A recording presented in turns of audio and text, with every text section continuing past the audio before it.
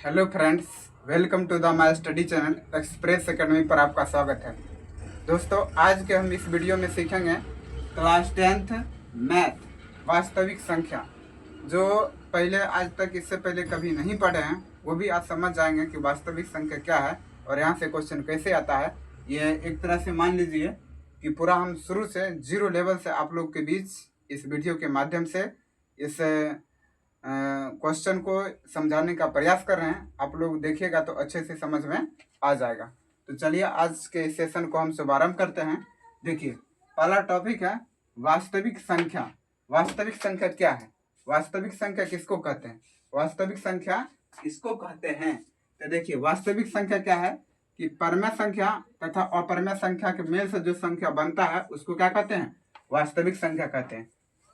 तो इसमें एक चीज का चर्चा आया कि वास्तविक संख्या जो है वो दो पार्ट में टूटा। कौन कौन? एक परमेय, दूसरा अपरमेय। हम यहाँ पर इसको तोड़ देंगे कि परमेय संख्या और अपरमेय संख्या।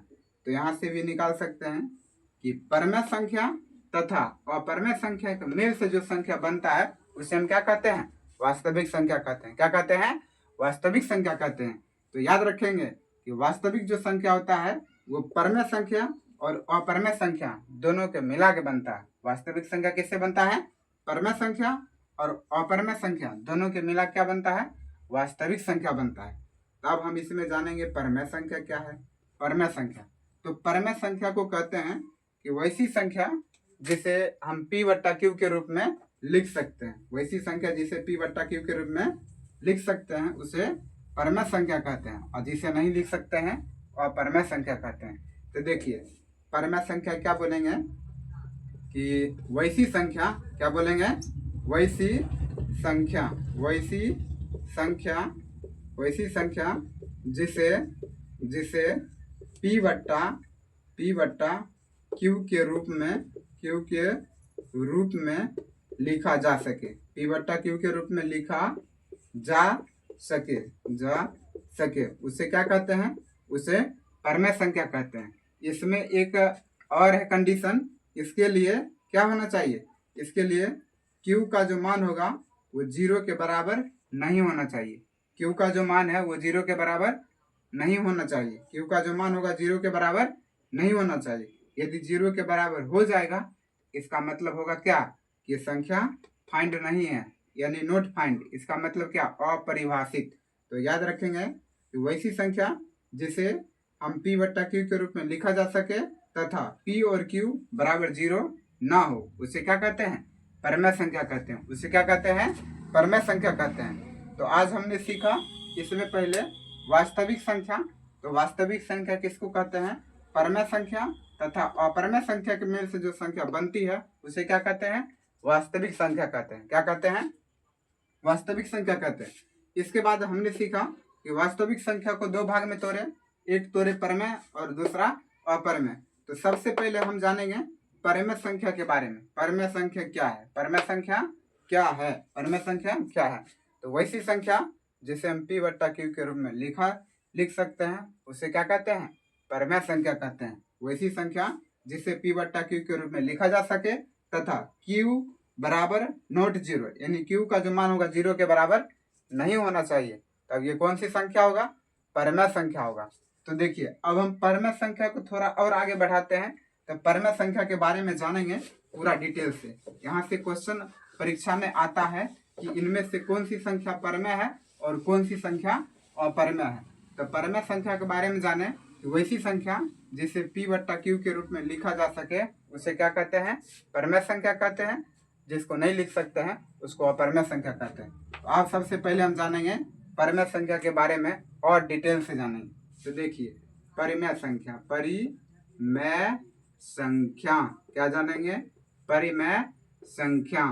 तो परिभाषा बोल दिए कि जिसे p/q के रूप में लिखा जा सके, जिसे p/q के रूप में लिखा जा सके तथा p और q दोनों पूर्णांक हो। p और q दोनों क्या हो? पूर्णांक हो। p और q दोनों क्या हो? पूर्णांक हो और क्यू का जो मान होगा 0 के बराबर न हो। यहाँ पर ये मत समझ जाइएगा कि हो, यहाँ बराबर लिख काट दिया गया है, मतलब बराबर नहीं हो। इसके एग्जाम्पल में क्या लिख सकते हैं, तो देखिए जितना भी संख्या है जो रूट को छोड़कर या रूट वाला भी जिसका वर्गमूल निकल जाएगा पर में, यदि नहीं निकलेगा तब अपर में। इसके लिए बाद में बताएंगे। तो सबसे पहले जान लीजिए, देखिए जैसे हम लिखे 8 बट्टा में 5, ऊपर वाला को बोलते हैं अंश, क्या बोलते हैं अंश, और नीचे वाला क्या बोलते हैं हर। यानी ऊपर वाला अंश मतलब p और नीचे वाला हर मतलब q। तो देखिए यहाँ पर जो 8 बट्टा 5 है, हम इसको p बट्टा q के रूप में लिख दिए। ये कौन सी संख्या हो जाएगा, परमेय संख्या। कौन सी संख्या हो जाएगा, परमेय संख्या। या और एग्जाम्पल लिए, कोई कहेंगे कि हम 8 सीधा 8 लेंगे, हम सीधा क्या लिखेंगे 8 लिखेंगे।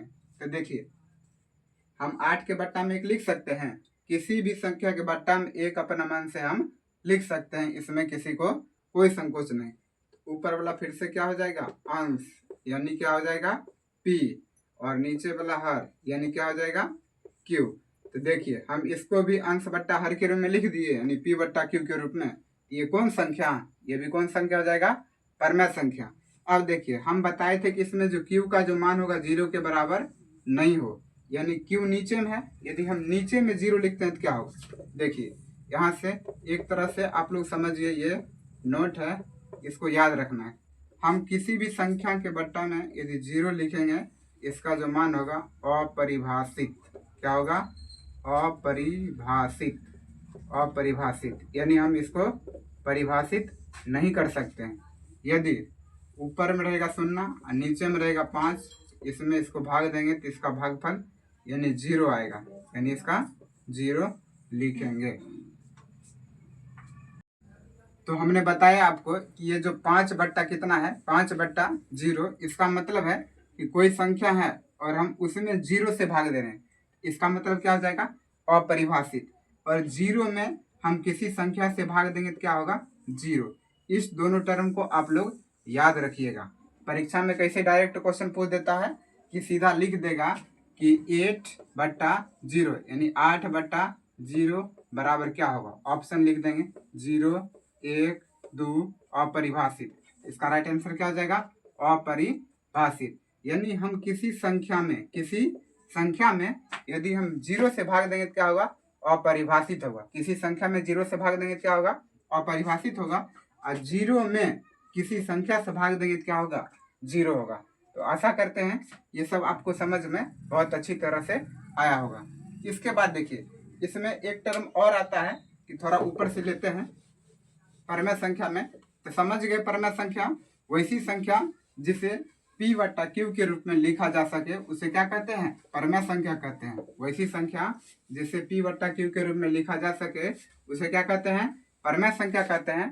तथा p और q दोनों क्या हो पूर्णांक हो और q का मान 0 के बराबर नहीं हो। अब देखिए परमेय संख्या के बारे में हम सीख गए, जिसे p बट्टा q के रूप में लिख दिए। अब यदि हम इसमें से कहेंगे क्या बताइए कि जो हम यहाँ पर लिखे हैं 3, ये क्या है परमेय संख्या है, 3 क्या है परमेय संख्या है। तो आप लोग कहेंगे कि हाँ हम 3 के बट्टा में 1 लिख सकते हैं, तो वो क्या हो जाएगा परमेय संख्या। नहीं ऊपर वाला p नीचे वाला q हो गया परमेय संख्या। अब इसके बाद हम जानेंगे कि जो है अपरिमेय संख्या, अपरिमेय संख्या दूसरा क्या था अपरिमेय संख्या। हम इसी में लिख देते हैं अपरिमेय संख्या। तो अपरिमेय संख्या का परिभाषा लिखेंगे कि वैसी संख्या जिसे p बट्टा q के रूप में ना लिखा जा सके। वैसी संख्या यहाँ पर लिख देते हैं, वैसी संख्या जिसे p बट्टा q के रूप में ना लिखा जा सके, उसे क्या कहते हैं अपरिमेय संख्या कहते हैं। तो देखिए इसमें आप लोग को सिर्फ याद रखना है जिसे p बट्टा q के रूप में नहीं लिखेंगे वो कौन सी संख्या होगा अपरिमेय संख्या होगा। तो बस एक चीज को याद रखना है कि जितना भी रूट वाला संख्या है सब क्या होगा अपरिमेय संख्या। लेकिन कंडीशन है कि जिसका वर्गमूल निकल जाएगा परमेय, जिसका वर्गमूल नहीं निकलेगा अपरमेय। तो देखिए हम यहाँ पर लिखे √16, तो √16 का तो वर्गमूल निकल जाएगा तो 4, तो √16 का वर्गमूल क्या निकला 4। अब हम 4 के बट्टा में हम 1 लिख सकते हैं। ये कौन सी संख्या होगा, परमेय संख्या। कौन सी संख्या होगा, परमेय संख्या। यदि हम इस तरह से लिख दिए √5, √5 कैसी संख्या, √5 कैसी संख्या है, √5 जो है कैसी संख्या है।